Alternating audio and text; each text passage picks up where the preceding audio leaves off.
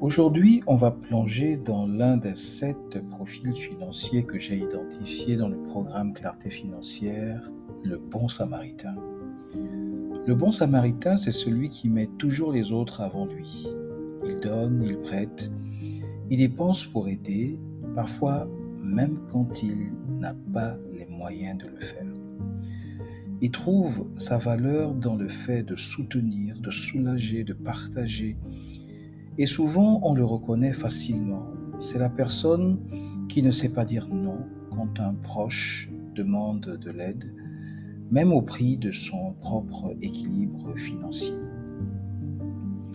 C'est un profil profondément humain, sa générosité est une force immense, il sait créer du lien, il est apprécié, respecté et il apporte une chaleur qui n'a pas de prix.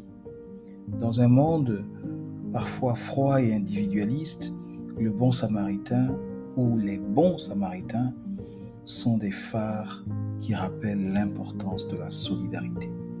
Le problème, c'est que cette générosité peut devenir destructrice. Le bon samaritain s'oublie lui-même, néglige son épargne, reporte ses propres projets personnels et finit souvent épuisé financièrement. Il peut même développer de la frustration, donner à tout le monde, mais se sentir seul le jour où il a besoin d'aide. Quelques recommandations, si tu te reconnais dans le profil du bon samaritain, ta clé, c'est l'équilibre. D'abord, apprendre à poser des limites. Être généreux ne veut pas dire se sacrifier. On peut dire non avec amour. Ensuite, instaurer une règle simple. Épargner d'abord pour soi, donner ensuite aux autres. Fixe un pourcentage précis dans ton budget pour la solidarité et évertue-toi à le respecter. Enfin, transforme ta générosité en projet durable. Par exemple, crée une caisse commune familiale organisée ou investis dans une activité qui te permettra de donner sans te mettre en danger. D'accord?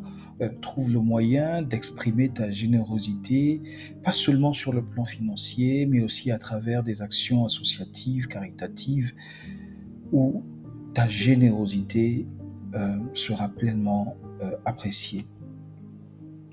Être bon samaritain, ce n'est pas mauvais en soi, mais si tu veux continuer à aider les autres, tu dois d'abord apprendre à t'aider aussi toi-même.